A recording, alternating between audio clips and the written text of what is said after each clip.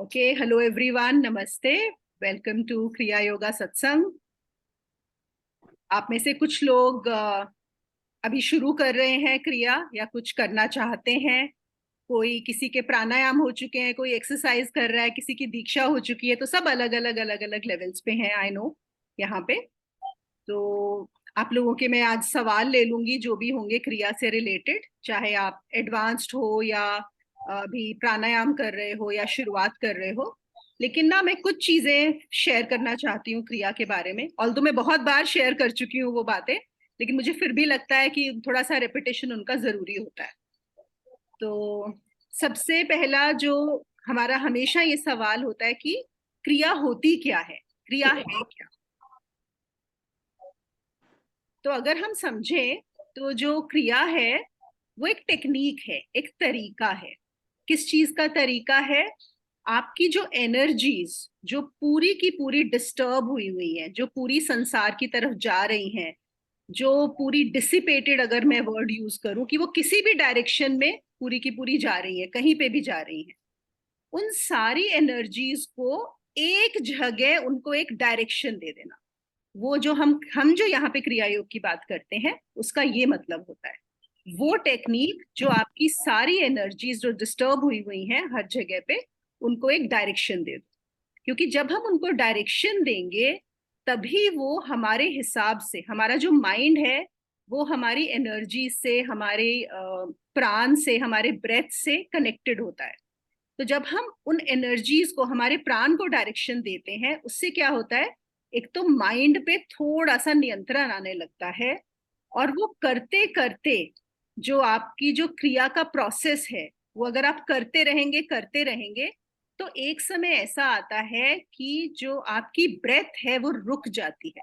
देखो, हम ये फोर्सफुली नहीं कर सकते हैं और फोर्सफुली करना भी नहीं है, उससे कोई फायदा भी नहीं होगा। लेकिन अगर ये करते करते खुद, जब जिसको हम बोलते हैं केवल कुंभक, कि वो क्रिया प्राणायाम की जो टेक्निक है उससे अगर आपका एक ब्रेथलेसनेस हो जाती है नेचुरली, उससे क्या होता है? आपका जो माइंड है वो एक तरह से डिसॉल्व हो जाता है थोड़ी देर के लिए। और जब वो माइंड डिसॉल्व होता है थोड़ी देर के लिए, उस समय आपको स्वयं का अनुभव होता है। ये है क्रिया का प्रोसेस, जिससे हम उस स्वयं का जो हम बोलते हैं आत्म ज्ञान, या जिसको बोलेंगे आत्म साक्षात्कार, वो हो पाता है।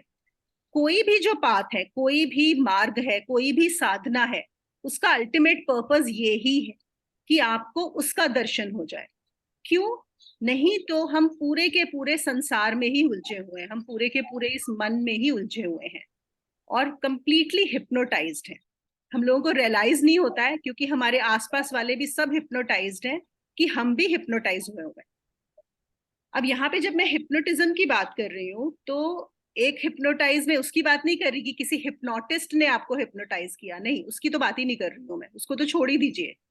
हम अपने संसार में आसपास के लोगों से, हमारे रिश्तेदारों से, हमारे फ्रेंड्स से, हमारी सिचुएशन से भी हिप्नोटाइज हो जाते हैं। आप देखिए, हिप्नोटाइज का क्या मतलब है? कि हम इतने इन्फ्लुएंस हो जाते हैं आसपास के वातावरण से कि हमें पता ही नहीं है हमारे लिए क्या सही है, क्या गलत है, हमें ये करना है या नहीं करना। हम उसके अंदर ही घुस जाते हैं। तो जैसे कि कोई भी फैशन चलता है, अगर सपोज अभी फैशन है कि जो मेरे संसार के लोग हैं, जो मेरे संसार में जो मेरे पीयर ग्रुप है, मेरे रिश्तेदार हैं, अगर सब लोग छुट्टी मनाने अब्रॉड जाते हैं तो हमें भी यही करना है। अगर सब लोग आजकल फैशन में है कि सबके पास गुची का बैग होना चाहिए तो हमें भी गुची का ही बैग लेना है। अगर आजकल फैशन है कि आपको गुरु बनाना चाहिए तो हमें भी गुरु बनाना है ना? तो मतलब हम खुद अपने उससे नहीं सोच रहे हैं, जो भी कोई आसपास वाला कर रहा है मुझे वही चीज करनी है, बिना समझे। और क्या हम इससे निकल सकते हैं? नहीं, नहीं निकल सकते। हम सोच के इन चीजों से बाहर आ ही नहीं सकते, क्योंकि इन्फ्लुएंस होंगे ही। ये जो चित्त है, ये जो मन है, ये इसका नेचर ही ऐसा है कि वो इन्फ्लुएंस होगा ही होगा। तो फिर क्या करें, कैसे जाने, कैसे अपने आप को पहचाने? पहले तो आधे से ज्यादा लोग, आधे से क्या, मैक्सिमम लोगों को तो ये रियलाइज भी नहीं होता कि कुछ और जानने की जरूरत है, वो इतने इन्वॉल्व है संसार में। लेकिन जब आपको रियलाइज होता है कि नहीं, इससे निकलना है, फिर आप एक पाथ लेते हो। तो क्रिया क्या करता है? क्रिया आपको, जो क्रिया की टेक्निक है वो आपकी एनर्जीज को अलाइन कर देता है, आपकी एनर्जीज को एक डायरेक्शन दे देता है। और वो डायरेक्शन कैसे दी जाएगी, यहाँ पे क्रिया का एक और मतलब है, और वो है डिसिप्लिन। इसका मतलब है कि आपको कुछ रूल्स एंड रेगुलेशंस को फॉलो करना है, कुछ यम नियम है जो आपको फॉलो करने हैं। तो वो करते करते ही ऑन अ रेगुलर बेसिस आपका वो जो डायरेक्शन, उन एनर्जीज की एक डायरेक्शन हुई। जैसे कि सपोज एक कहीं पानी बहता है, लेट्स से आजकल बारिश हो रही है, आपके घर में भी लेट्स से छत पे से पानी गिरा, अब वो कहीं पे भी जा रहा है। अब वो पानी किसी भी डायरेक्शन में हो सकता है चला जाए, लेकिन सपोज अगर आप रिवर ये रेन वाटर हार्वेस्टिंग करना चाहते हो, या आप चाहते हो वो पानी एक पर्टिकुलर टंकी में जाए, तो आपको क्या करना होगा, जहां पे वो पानी गिर रहा है वहां पे उसको खोद के एक रास्ता बनाना होगा। अगर आप वहां पे एक नाली बना दोगे तो क्या होगा, वो सारा पानी उस डायरेक्शन में जाएगा जहां पे आप चाहते हो वो जाए, है ना। बिल्कुल ऐसे ही हम यहाँ पे क्या कर रहे हैं, हम अपनी एनर्जीज को एक डायरेक्शन दे रहे हैं, एक पर्टिकुलर डायरेक्शन। और वो उसमें समय लगता है, वो देते देते देते देते एक दिन आप देखोगे कि आपकी नाली तैयार हो गई। और फिर वो जो है आपकी डायरेक्शन कहाँ लेके जा रहे हैं, हम सारी एनर्जीज को ऊपर लेके जा रहे हैं। तो जैसे जैसे आप देखो क्रिया में सारे प्रोसेसेस में आपको ध्यान रखना होता है अपनी थर्ड आई पे। तो जैसे जैसे आप यहाँ लेके जाते जाते हो, यहाँ पे स्विच है, समझ लो। वो जो स्विच जिस दिन वो दब जाएगा ना, जैसे आप पंखे का बटन दबाते हो तो पंखा चल पड़ता है, तो जितना प्रेशर क्रिएट हो जाएगा, आपका यहाँ वाला स्विच ऑन हो जाएगा, तो फिर सब कुछ यहाँ का पंखा चल जाएगा। उसके बाद सब क्लियर हो जाएगा कि क्या है। उस दिन आपको अपने दर्शन हो जाएंगे, अपने दर्शन। और अपने दर्शन होने के बाद ही समझ में आता है ये पूरा माया का जाल, ये मन का इतना बड़ा जाल जो बिछा हुआ है ना। तो ये हम करते हैं क्रिया में। और एक अभी किसी ने ना मेरे ही इस पे यूट्यूब पे किसी ने कमेंट डाला था कि अलग अलग लोग अलग अलग तरह की क्रियाएं बता रहे हैं, तो हम कैसे, मतलब कैसे जाने कि कौन सा सही है। और एक किसी गुरु ने उनको एक टेक्निक बताई होगी, किसी दूसरे ग्रुप में जो किसी और से क्रिया सीख रहे हैं उन्होंने बोला नहीं तुम तो गलत कर रहे हो, तो वो कंफ्यूज हो गए कि कौन सी सही है कौन सी गलत है। तो यहाँ पे मैं एक चीज आप लोगों को क्लियर करना चाहती हूँ कि देखिए, क्रिया जो है वो बहुत तरह की हो सकती है। ओके, जैसे मैंने आपको बताया क्रिया का पर्पस क्या है, कि आपकी एनर्जीज को एक डायरेक्शन देना। क्या वो डायरेक्शन देने का एक ही तरीका है? नहीं, जरूरी नहीं है ना। अलग अलग ट्रेडिशंस में वो तरीका अलग अलग हो सकता है। हाँ, हम ये ऐसा सोचते हैं कि अगर बाबा जी ने ही सबको वो क्रिया टेक्निक सिखाई है तो वो एक होनी चाहिए शायद। लेकिन ऐसा भी होता है कि शिष्य के हिसाब से और देश काल परिस्थिति के अनुसार कभी कभी उन टेक्निक्स में चेंज भी हो कर दिया जाता है। और बहुत तरह की हो सकता है, बाबा जी ने भी बहुत तरह की टेक्निक सिखाई हो, जरूरी नहीं है कि उन्होंने एक ही टेक्निक सिखाई हो। हम नहीं जान सकते, हमें नहीं पता उन्होंने एक ही सिखाई है या अलग अलग सिखाई है। तो अगर आप इस कंफ्यूजन में रहोगे कि मैं किससे सीखूं, किसको बेस्ट टेक्निक पता है, फिर ऐसे काम नहीं होता। ओके, कैसे होता है, आपने अपना मार्ग अगर चुन लिया कि आपको क्रिया सीखनी है, उसके बाद आप देखिए कि आपको किसमें विश्वास आ रहा है, कौन से, बहुत सारे गुरु हैं, बहुत सारी ट्रेडिशंस हैं, बहुत सारी क्रिया की टेक्निक्स हैं। आप जाके एक किसी उसमें सीख लीजिए और फिर 6 महीने देखिए। अगर आपकी 6 महीने में कुछ प्रगति होती है, आपका कुछ इंप्रूवमेंट होता है, आपको लगता है हाँ मुझे थोड़ी क्लैरिटी आ रही है यहाँ पे, तो रहिए, नहीं तो छोड़ के किसी दूसरे के पास चले जाइए, है ना। इस चक्कर में रहेंगे कौन सी बेस्ट है, ऐसा नहीं होता। और बेस्ट पे मैं एक और चीज बता दूं कि ऐसा नहीं है कि अगर आपकी क्रिया दीक्षा होगी उसके बाद ही आपकी प्रगति होगी, उसके बाद ही आपकी उन्नति होगी, या उसके बाद ही आप उस स्टेट में पहुंचोगे जो मैं कैवल्य कुंभक की बात कर रही हूँ।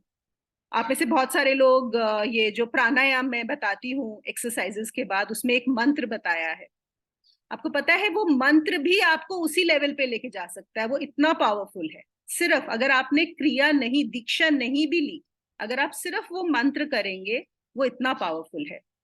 और उसमें मैं ना आप लोगों को एक स्टोरी बताती हूँ, आप लोगों ने इसे सुनी होगी, ऑटोबायोग्राफी ऑफ अ योगी में ही दी हुई है। लहरी महाशय जब दीक्षा देते थे, तो लहरी महाशय ने एक बार ऐसे जैसे ग्रुप में 3-4 लोगों को दीक्षा नहीं दी थी, यही मंत्र सिखाया था, वही मंत्र जो आप लोगों को भी पता है क्रिया योग में जो मंत्र सिखाया जाता है। तो एक उसमें से बड़े काफी प्रोफेसर थे।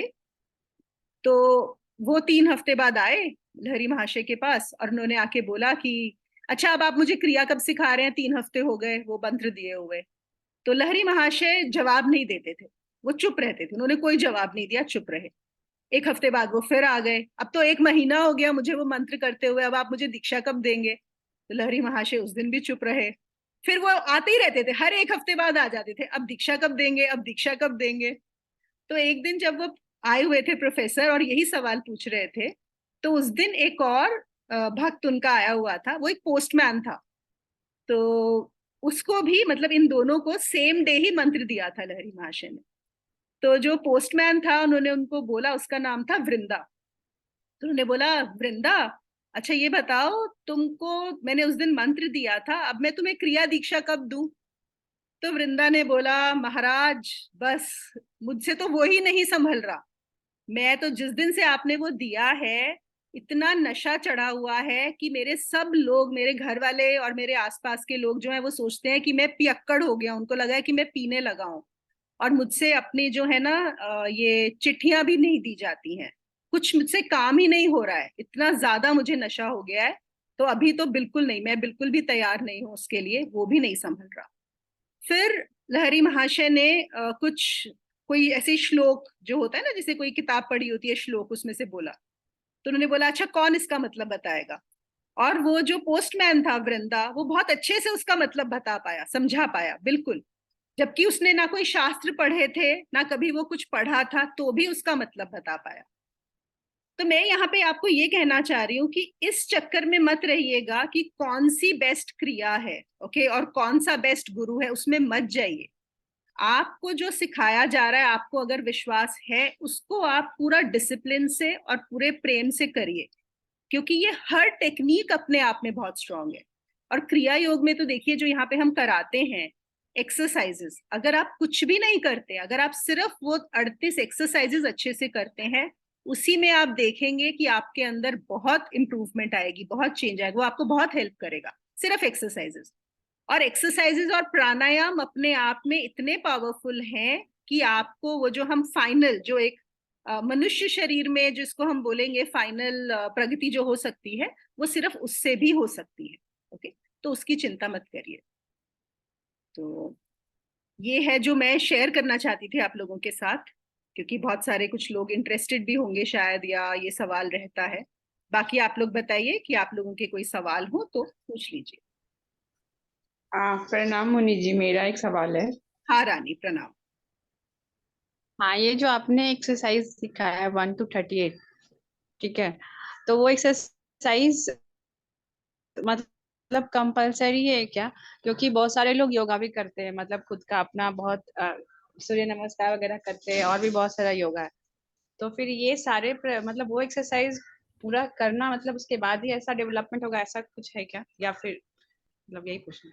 हाँ, बहुत अच्छा प्राणायाम से सवाल। पहले होता है ना? बिल्कुल बिल्कुल, नहीं मैं समझ गई आपका सवाल। डिपेंड करता है आपका पाथ कौन सा है रानी, है ना। अगर आप क्रिया योग का पाथ ले रहे हो, अगर आप ये मार्ग चुन रहे हो अपनी आध्यात्मिक प्रगति के लिए, तो मैं बोलूंगी कि हाँ, आप वो एक्सरसाइजेस करिए। इनफैक्ट वो अगर आप एक्सरसाइजेस ढंग से करेंगे जैसे बताई गई हैं, चाहे उसमें कम समय लगता है, सिर्फ 15 से 18 मिनट ही लगते हैं, है ना, तो उनका, क्योंकि सिर्फ वो एक्सरसाइज का नहीं है, एक्सरसाइज के साथ वहां पे भी प्राणायाम भी हो रहा है। और वहां पे आपका देखो, मैंने अभी बताया कि क्रिया में एक और बड़ी चीज क्या होती है, हमें पूरा ध्यान आज्ञा चक्र पे रखना होता है ना। तो आपकी जो प्रैक्टिस है वो वहीं से शुरू हो जाती है कि आप एक्सरसाइजेस में भी आज्ञा चक्र पे रख रहे हो, प्लस आप उनको बहुत माइंडफुली करते हो। आपको फटाफट जैसे एरोबिक्स या कुछ और करते हैं वैसे नहीं करनी होती, आप बहुत माइंडफुली करते हो, तो उसका एक अलग प्रभाव पड़ता है। तो अगर आप क्रिया योग का पाठ ले रहे हो तो बिल्कुल वो बहुत जरूरी है। उन्हीं से वो अफेक्ट जो है, जो हम बात कर रहे हैं, प्रॉपरली आएगा, जल्दी आएगा, है ना, ठीक से आएगा। लेकिन अगर ऐसा है कि आपका मार्ग कोई और है, लेकिन जैसे यहाँ पे बहुत सारे लोग हैं जो ज्ञान मार्ग से आए हैं, और उनको ये है कि बस हमें क्रिया सीखनी है, हम यहाँ पे भी करना चाहते हैं जस्ट फॉर एन इंटरेस्ट, कोई ऐसा हमारा पाथ नहीं है क्योंकि हमें आत्म साक्षात्कार भी हो चुका है, पर हम एक और पाथ सीखना चाहते हैं, फिर आप इस चीज को छोड़ सकते हैं। तो डिपेंड करता है आपका पर्पस क्या है। और भी पूछना था, जैसे एक्सरसाइज जो लाइन में है, अगर एक दो मिसप्लेस हो गए, मतलब ऊपर नीचे हो गया या फिर एक दो छूट गया, उससे भी कुछ प्रॉब्लम होगा क्या? नहीं नहीं, ऐसा प्रॉब्लम नहीं होता एक दो छूटने से। लेकिन अगर आप सीरियस हैं तो छूटने का कुछ मतलब नहीं बनता, बहुत सिंपल है। और आपको एक सीक्वेंस में फॉलो करते हैं, उसमें सीक्वेंस बहुत जरूरी है। कभी वंस इन अ वाइल छूट गया या वो सीक्वेंस चेंज हो गई तो कोई बात नहीं, लेकिन आपको पता होनी चाहिए कि पूरी की पूरी सीक्वेंस याद हो जानी चाहिए। तो तभी उसका उसका एक मतलब ये एक साइंटिफिक प्रोसेस है ना। जैसे हम सब्जी बनाते हैं अपनी कढ़ाई में, है ना। आप बोलो कि पहले तेल गरम करके जीरा डालना है, अगर मैं पहले सब्जी डाल दूं, तेल बाद में डाल दूं, उसके बाद जीरा डाल दूं, है ना, या फिर पानी पहले डाल दूं, तो हर चीज का एक प्रोसेस होता है ना। बिल्कुल ऐसे ही यहाँ पर भी एक प्रोसेस है, आपको वही फॉलो करना चाहिए फॉर बेटर रिजल्ट्स।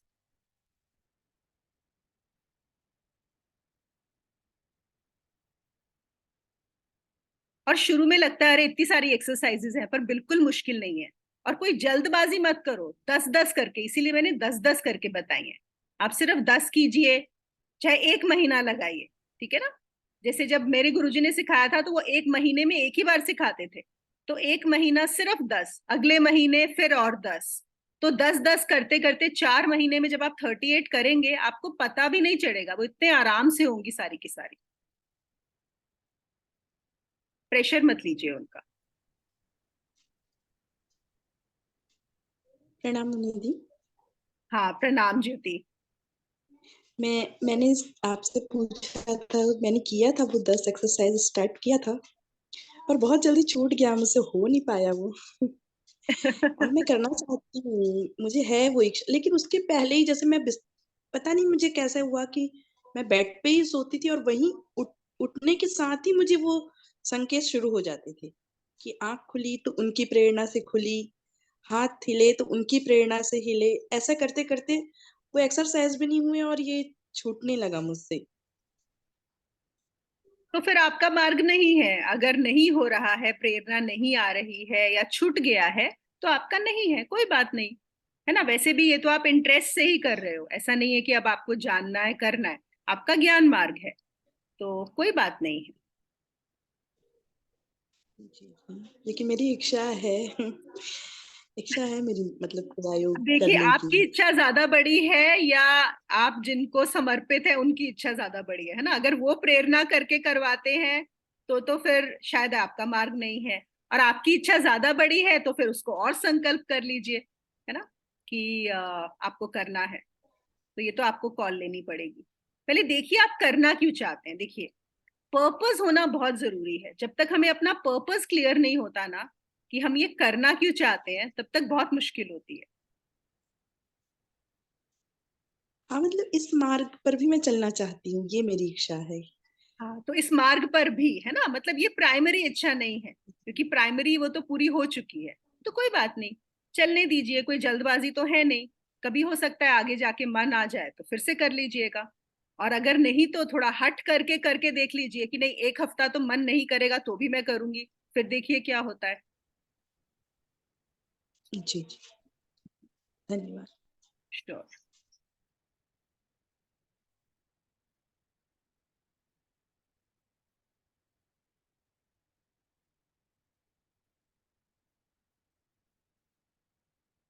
शिवम का सवाल है कि कुछ अपने गुरुजी के बारे में बताइए। हाँ जी, मेरे गुरुजी के बारे में बहुत कुछ है बताने को। तो सही समय आने पे जरूर बताया जाएगा उनके बारे में। वैसे तो कई लोग जानते हैं, बस इतना मैं आपको बता सकती हूँ कि उन्होंने स्वयं महाअवतार बाबा जी से दीक्षा ली थी। वो बाबा जी को मिले थे, और 2 या 3 बार, 2 बार तो डेफिनेटली मिले थे, शायद 3 बार मिले थे। बाबा जी ने उन्हें दर्शन दिए थे।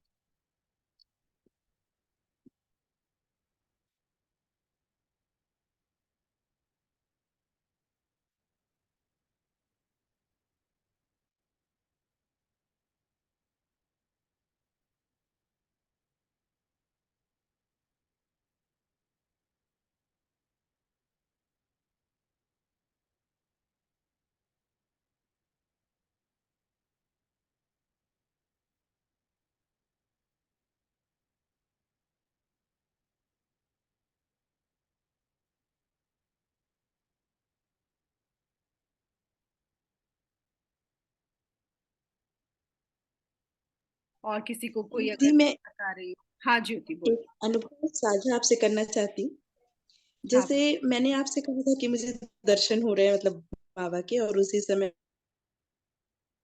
मुझे योगानंदाचार्य की बुक पढ़ रही थी। तो जैसे-जैसे मैं उनको पढ़ रही थी, ऐसा लग रहा था कि मैं ही वो किरदार हूँ। पता नहीं क्यों ऐसा लग रहा था। पढ़ते-पढ़ते मैं उस बुक में ही ऐसा लग रहा था, पता नहीं ऐसा हो जा रहा था कि मैं उनके साथ ही पूरा भूल जा रही थी स्वयं को, और ऐसा लग रहा था बुक पढ़ते-पढ़ते ही मुझे ऐसा लग रहा था कि मैं वो किरदार हूँ। कौन सा ऐसा मेरा किरदार? अनुभव हुआ। कौन सा किरदार? सॉरी मैंने वो मिस किया। मतलब मैंने बुक पढ़ी योगानंदा जी की, और जैसे-जैसे मैं वो बुक पढ़ती थी, जैसे योगानंदाचार्य जी जो है वो आगे गए, वो बांग्लादेश में मतलब जहाँ थे, उनके गुरु थे जहाँ वो मिलने जाते थे उनको, तो ऐसा लगता था कि वो किरदार मैं ही हूँ, बुक कौन सी पढ़ते-पढ़ते किरदार? ही। योगानंदा जी आप ही हैं? हाँ, हाँ मतलब ऐसा लगता था कि मैं ही हूँ क्या? भूल जाती थी, मतलब मैं स्वयं को भूल जाती थी, और उसमें पूरा मैं संलग्न हो जाती थी। मतलब वो ओके। मैं कह नहीं पा रही हूँ उसको। हाँ हाँ, नहीं ठीक है। देखिए, बड़ा अच्छा एक गुरुजी ने ही बताया हुआ है ना मंत्र, कि जिस भी चीज में अच्छा लगे, मन को आनंद आए, है ना, खुशी मिले, तो बस बढ़िया है बहुत। तो अगर आपको अच्छा लगा, आप उसमें खो गए, बस उसको ज्यादा एनालाइज करने की जरूरत नहीं है। बस उसको एंजॉय करिए कि हाँ ऐसा हुआ, तो अच्छी बात है आप उनसे रिलेट कर पाए, है ना, उनका बुक पढ़ते हुए। असल में ये काफी पावरफुल बुक है। इस बुक को ही उठाने से, पढ़ने से कई बार लोगों को बहुत अच्छे अनुभव रहते हैं। तो कुछ तो उसमें बात है किताब में।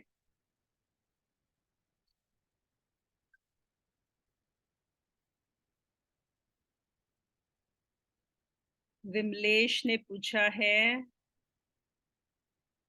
क्या वो एक्सरसाइज लास्ट में फिर बता दीजिए, करने का तरीका भी। वो तो मैंने पूरा यूट्यूब पे बताया हुआ है विमलेश, एक्सरसाइज का पूरा तरीका। 38 एक्सरसाइजेस हैं, मैंने उनको 4 पार्ट्स में डिवाइड किया है। 1 to 10, फिर 11 to 20, 21 to 30 एंड 31 to 38, या शायद 30 to 38 है। 20 to 29, 30 to 38 करके। तो आप आराम से पहले सिर्फ 10 एक्सरसाइज कीजिए, जब तक आप कंफर्टेबल ना हो जाएं पूरे, है ना।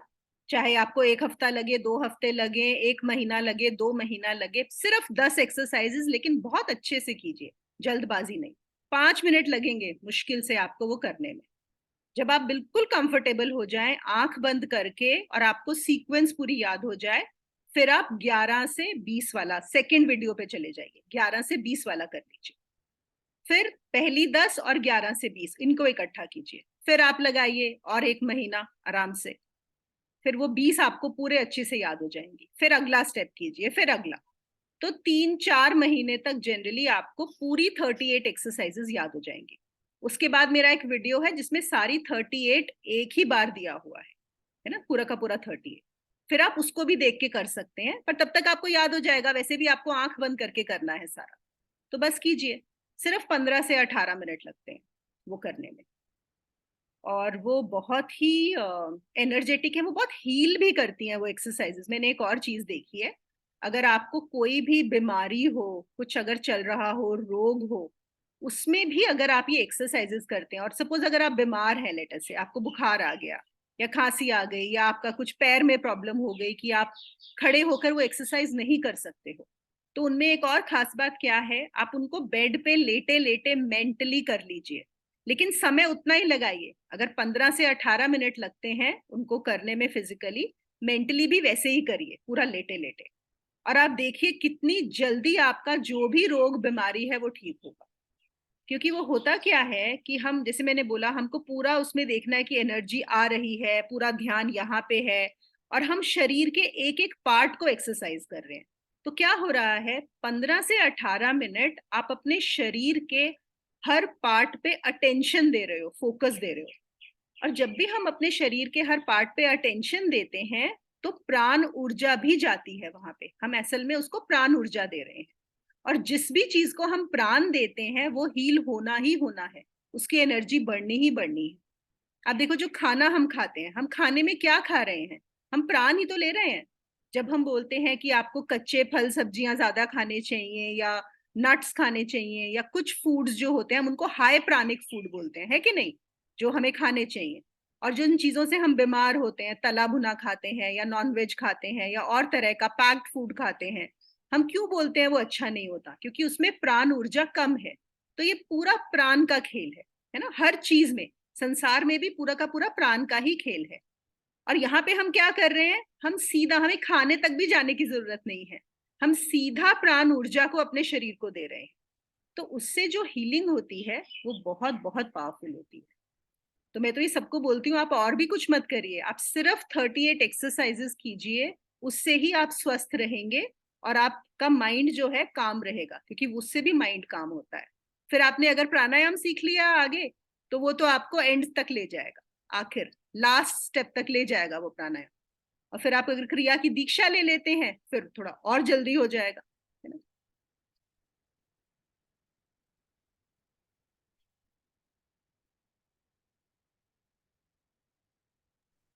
एक चीज मुझे पूछना था गुरु माँ, हाँ जी। जैसे आप बोल रहे हैं कि दीक्षा, मतलब आप जिसे सिखा रहे हैं, तो आप सिखाते हो, दीक्षा भी आप ही देते हैं ना, क्योंकि आप बार बार बोल रहे हैं दीक्षा हाँ और फिर सिख। बिल्कुल। तो वो जो दीक्षा होती है रानी, वो होता है लास्ट स्टेप जो क्रिया का, जो लास्ट स्टेप जिन गुरुजी से मैंने सीखा है उन्होंने मुझे यही लास्ट स्टेप सिखाया था।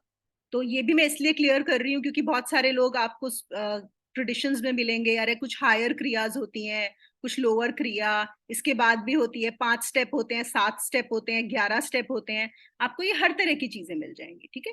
मेरे गुरुजी ने मुझे सिर्फ 3 स्टेप सिखाए थे। पहला है एक्सरसाइज, दूसरा है प्राणायाम, और तीसरी होती है क्रिया दीक्षा। क्रिया दीक्षा में जो आपको सांस लेना सिखाया जाता है, एक सांस की क्रिया सिखाई जाती है, जिसमें एक सांस में आपका 1 साल का एवोल्यूशन हो जाता है। जैसे एक नॉर्मल पर्सन, जब मैं बात कर रही हूँ कि जैसे हम खोद रहे हैं, है ना, मैं वापस से उसी एग्जाम्पल पे जाती हूँ। जैसे मैंने आपको बताया, अगर आप एक नाली खोद रहे हैं, है ना, एक आप नाली हो सकता है खोद रहे हैं एक चाकू से, है ना, आपको वहां पे मिट्टी पत्थर जमे हुए हैं और आप चाकू से वहां पे लाइन मार रहे हैं। तो चाकू से मारते मारते लेटेस्ट से आपको वहां पे एक नॉर्मल इंसान को 10 साल लगेंगे वहां पे वो नाली खोदने में, है ना। और आपको क्या दे दिया गया है, आपको इतनी strong machine, powerful stone cutter, वो आपने डाला और एक ही बार में नाली खुल गई। समझ रहे हो, ऐसा होता है ना, इस एग्जाम्पल से समझ सकते हो। तो बिल्कुल ऐसे ही जो क्रिया की सांस होती है, वो एक सांस में जितना एक नॉर्मल इंसान 1 साल में अपनी एनर्जीज को कर पाता है, उतना आप एक ही ब्रेथ में कर लेते हो। एक ब्रेथ में उतना ऊपर वो आपका चला जाता है। तो इवेंचुअली क्या करना है, देखो हमारी जो लोअर लेयर्स हैं वो ओपन है और हमारी जो हायर लेयर्स हैं वो बंद है। तो ये पूरा प्रोसेस हम क्यों कर रहे हैं, कि हमारी हायर लेयर्स जो हैं वो खुल जाएं। तो ये जो बार बार हम सांस लेते हैं वो आपके उसके ऊपर चोट पहुंचाता है, उन हायर लेयर्स जो बंद है। तो वो करते करते, चोट करते करते वो एक दिन खुल जाता है, बस जिस दिन खुल गया उस दिन कहानी समाप्त।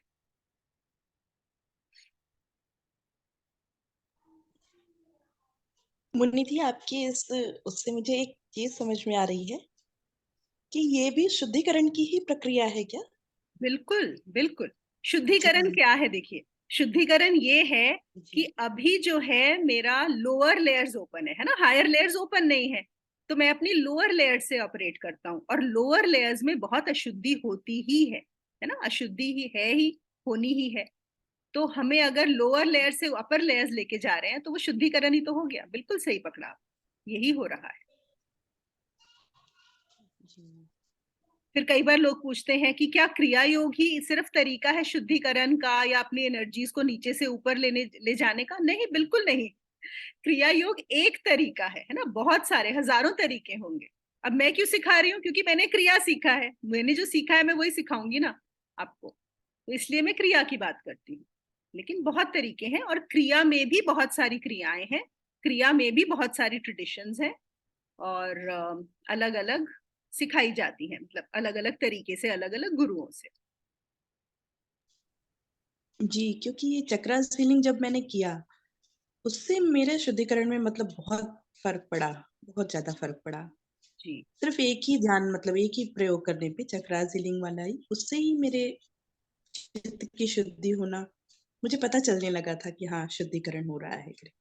ओके ओके, हाँ बहुत अच्छी बात है, बिल्कुल।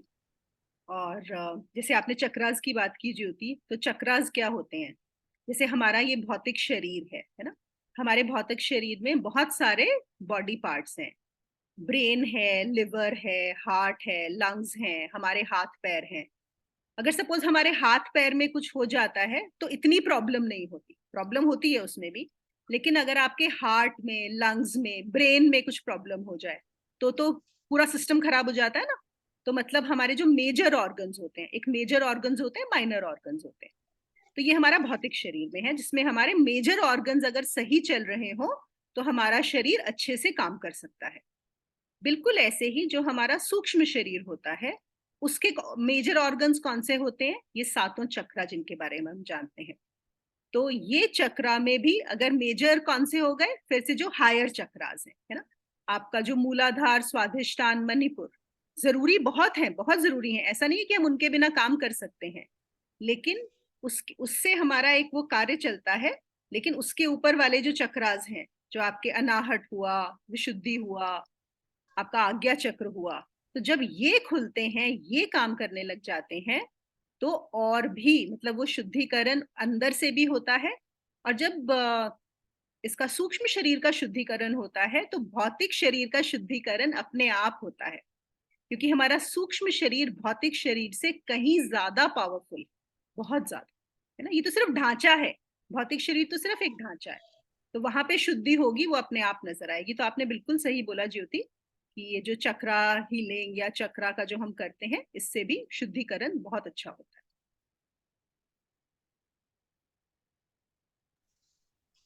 एक और बात पूछ लूं निधि? हाँ जी, हाँ आ जी, ही रहा है प्रश्न। पूछिए जी, पूछिए। जब मैं ये करती हूँ ना, तो मुझे मतलब धीरे धीरे मेरी एनर्जी ऊपर हुई, मुझे मुझे एहसास होता है।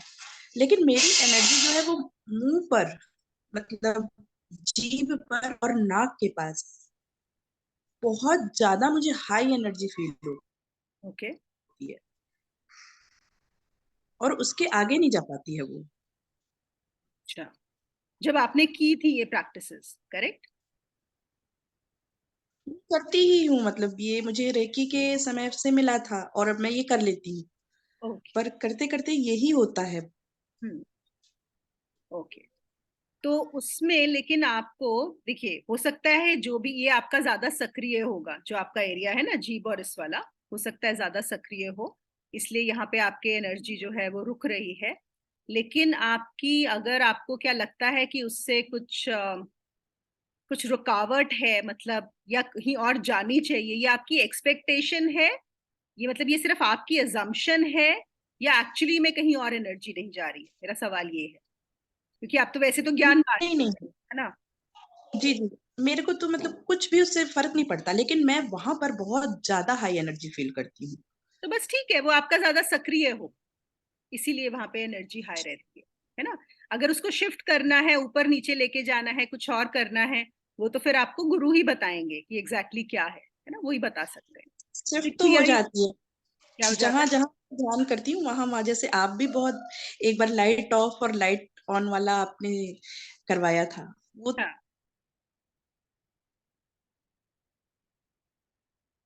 आपकी आवाज चली गई ज्योति, मैं सुन नहीं पा रही हूँ।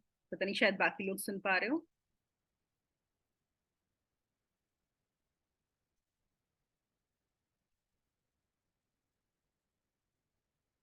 आपने जो एक ध्यान प्रयोग, मुझे सुन पा हाँ, रहे हैं? अब आ रही है, अब आ रही है आपकी आवाज। हाँ जी, बोलिए। आपने लाइट ऑफ और लाइट ऑन वाला जो ध्यान कराया था, तो वो मैंने तो पूरा फील किया था, पूरा सहस्त्रार तक पूरा मैंने फील किया था। ओके वो ओके। कर भी पाती हूँ मैं। हाँ। बस यही एरिया जो है वो बहुत ज्यादा, मतलब पूरा भर जाता है बहुत हाई एनर्जी से, तो मैं फील करती हूँ उस एनर्जी को। ओके। बाद में वो रिलीज भी हो जाती है, जैसे ही हीलिंग खत्म हुई फिर वो ही मतलब रिलीज हो जाती है वो एनर्जी। बट उस समय मैं फील करती हूँ जिस समय मैं ध्यान प्रयोग करती हूँ, मतलब चक्रास हीलिंग करती हूँ। ठीक है। या हाँ, कुछ उसमें दिक्कत तो कोई नहीं है।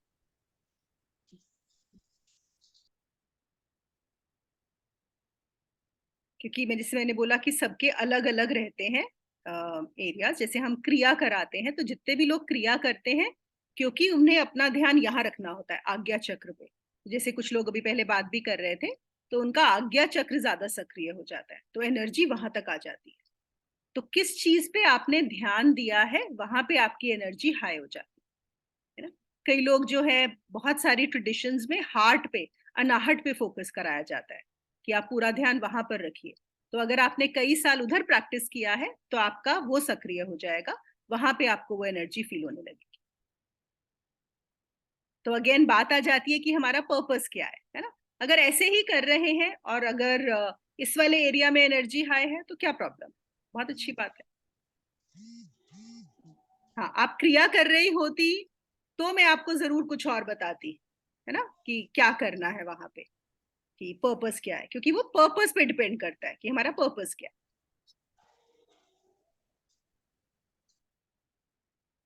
जी, थैंक यू। है।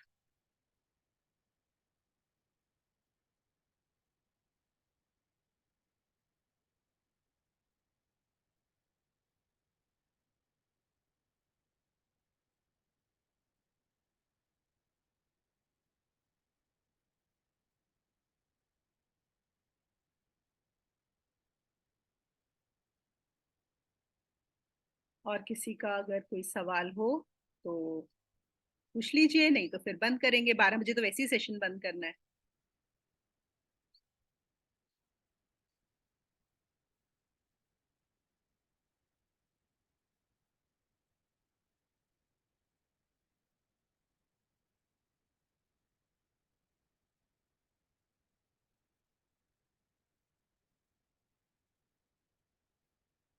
मुझे पूछना था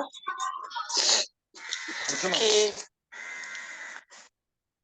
इसमें ऐसा कुछ डाइट वगैरह भी होता है, बोलते बहुत सारे लोग लहसुन प्याज ज्यादा नहीं खाना चाहिए, नहीं खाना चाहिए, वो नहीं खाना चाहिए, तो उससे इम्पैक्ट कम हो जाता है, मतलब हमारा प्राणिक ऊर्जा नीचे चला जाता है, तो इसमें भी ऐसा कुछ होता है? नहीं, ऐसा कुछ नहीं है। आ, यहाँ पे तो नॉनवेज भी खाने से आपको वो भी निषेध नहीं है, आपको जो खाना है खाइए। सिर्फ क्या बताया जाता है कि आप जो क्रिया की प्रैक्टिस करते हैं, है ना, ये मैं बहुत बार बता चुकी हूँ। जैसे आप सपोज सुबह उठ के प्रैक्टिस करेंगे, उसमें सांस लेनी होती है। अगर आपने बहुत भारी हैवी खाना खाया होगा तो आपकी सांस अपने आप ही अच्छी नहीं आएगी। यहाँ पे पूरा का पूरा जो फोकस है वो है आपकी सांस कैसी आती है।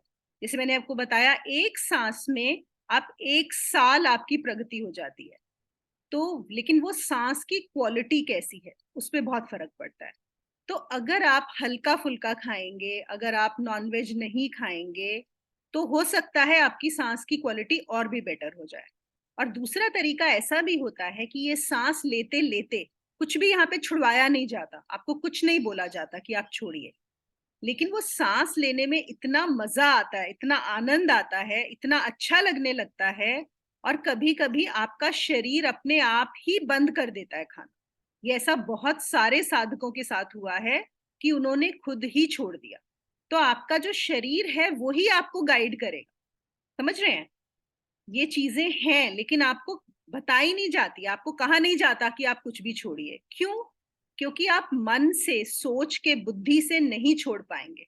अगर आप छोड़ भी देंगे फोर्सफुली, आपके मन में चलता रहेगा कि नहीं मुझे तो प्याज खाना था, लहसुन खाना था, या नॉनवेज खाना था, या ये खाना था। तो हम बोलते हैं आप सब कुछ खाओ और आप क्रिया करो।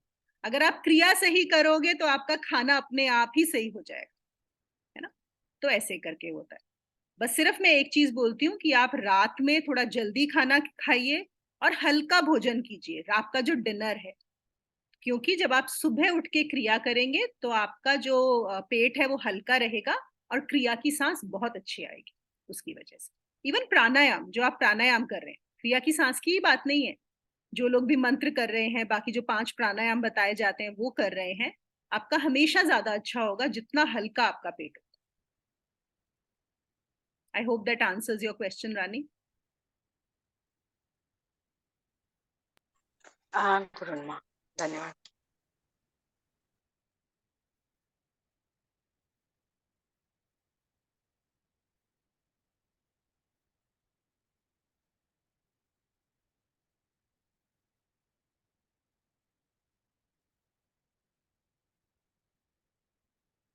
कुछ ट्रेडिशंस में क्या होता है, स्पेशली तंत्र या कुछ कुछ योग की ट्रेडिशन में, आश्रम्स में, और कुछ पर्टिकुलर साधकों के लिए ये रिस्ट्रिक्शंस होते हैं कि अगर आप वो गुरु का आश्रम ज्वाइन करेंगे या आपको ऐसी साधनाएं बताई जाएंगी तो आप पहले से ही ये सब खाना छोड़ के आइए, कि आप नॉन वेज नहीं खा सकते, प्याज लहसुन नहीं खा सकते, या और भी बहुत सारी चीजें नहीं खा सकते। अन्न का भी होता है कि आप गेहूं चना इस तरह की चीजें, क्योंकि वो भारी होती हैं। तो वो कुछ लोगों के लिए होता है, क्योंकि आपने वो मार्ग लिया है, इसके लिए आपको ये सब चीजें करनी पड़ती हैं। लेकिन नॉर्मल साधक, जब अगर आप उस उतना स्ट्रांगली उतना स्पेसिफिकली नहीं कर रहे हैं तो इतनी कोई स्ट्रिक्ट रिस्ट्रिक्शंस नहीं है ना। जैसे कोई आर्मी में जाता है तो आपकी अगर कमांडो ट्रेनिंग हो रही है, जिन लोगों की कमांडो ट्रेनिंग होती है वो काफी ज्यादा स्ट्रिक्ट होती है ना। लेकिन अगर आप एक नॉर्मल आर्मी ऑफिसर हो, उनकी भी स्ट्रिक्ट होती है लेकिन उतनी स्ट्रिक्ट नहीं होती जितनी कमांडोज की होती है। तो होता क्या है, यहाँ पे हम बहुत सारी चीजें सुन लेते हैं कि दूसरों वो ऐसा करते हैं या ऐसी ऐसी क्रियाएं होती हैं या ऐसी रिस्ट्रिक्शंस होती हैं, वो उन लोगों के लिए है, आपके लिए नहीं है। तो सबसे पहले हमें जानना है कि मेरा पर्पस क्या है, मैं कौन सा मार्ग कर रहा हूँ, मुझे क्या करना है, उसके अकॉर्डिंगली आपको इंस्ट्रक्शंस दी जाएंगी। और इसीलिए बार बार बोला जाता है कि वही कि आप अपने गुरु से पूछकर, जो भी आपको मार्गदर्शन दे रहे हैं, जो वह आपके मेंटर हैं, उनसे पूछ के करिए, क्योंकि उनको पता है आपके लिए क्या सही है। आप कमांडो ट्रेनिंग लेंगे तो एक अलग टाइप की आपकी जो गाइडलाइंस होंगी वो होंगी, है ना। तो ये फर्क हो जाती है चीजों में। आप लोगों ने वो मूवी देखी है दंगल, आमिर खान की, जहाँ पे उन्होंने अपनी बेटियों को पहलवान बनाया है। तो आपको याद होगा उसमें वो लेके जाते हैं, जब वो शुरू करते हैं उनकी ट्रेनिंग, तो एक रात पहले उनको गोलगप्पे बड़े पसंद होते हैं लड़कियों को खाने, वैसे भी सब लड़कियों को गोलगप्पे हमेशा पसंद ही होते हैं। तो बुला के गोलगप्पे वाले को घर बुला लेते हैं, कहते हैं आज तुमको जितने खाने हैं खा लो, क्योंकि इसके बाद तुम्हें बस अब कभी नहीं मिलने वाले। कि और बहुत सारा उनके ऊपर रिस्ट्रिक्ट करते हैं क्योंकि उनको पहलवान की तरह ट्रेन किया जा रहा है। तो ये इमली खाना, खट्टा खाना, इस तरह की चीजें, और फिर वो नॉनवेज भी नहीं खाते हैं, वो उनको नॉनवेज खिलाना शुरू करते हैं। तो क्योंकि वो ट्रेनिंग उस तरह की होनी है ना। तो ऐसे ही हर साधना में भी अलग तरह की वो रहती है, गाइडलाइंस, रिस्ट्रिक्शंस। क्योंकि हम लोग ज्यादातर गृहस्थी हैं, हम लोग संसार में भी हैं, तो हमें बैलेंस बना के चलना है ना। हम संसार में चल भी रहे हैं, फैमिली भी चला रहे हैं, और हम अध्यात्म में भी चल रहे हैं। तो हमारे लिए रिस्ट्रिक्शंस काफी कम है कंपैरेटिवली।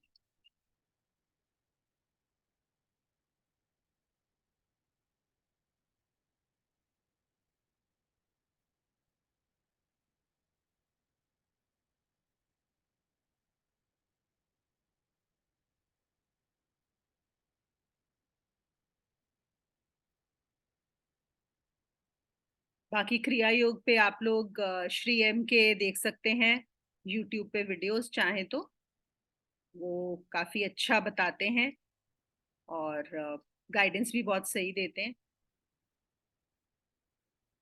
इस तो बहुत सारे स्कूल्स हैं पर उनका काफी अच्छा है।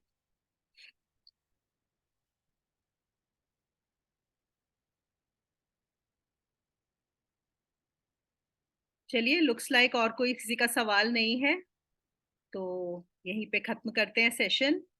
थैंक यू सबको आने के लिए, और कोई भी अगर आपको प्रश्न हो तो पूछ लीजिए।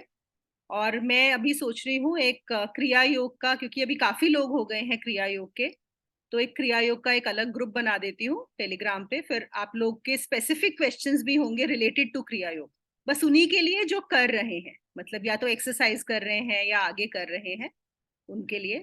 तो फिर हम लोग उस पे कर लिया करेंगे, आप अपने स्पेसिफिक क्वेश्चंस वहां डाल सकते हैं। तो सबके सबको ही क्या होता है, जब आप एक सवाल पूछते हैं ना तो सबको हेल्प होती है। कभी कभी आपके दिमाग में आता भी नहीं वो सवाल, लेकिन दूसरे के पूछने से आपको भी क्लैरिटी मिल जाती है ना। तो अब मैं बना दूंगी एक क्रिया योग का। चलिए, okay, thank you so much, bye, नमस्ते।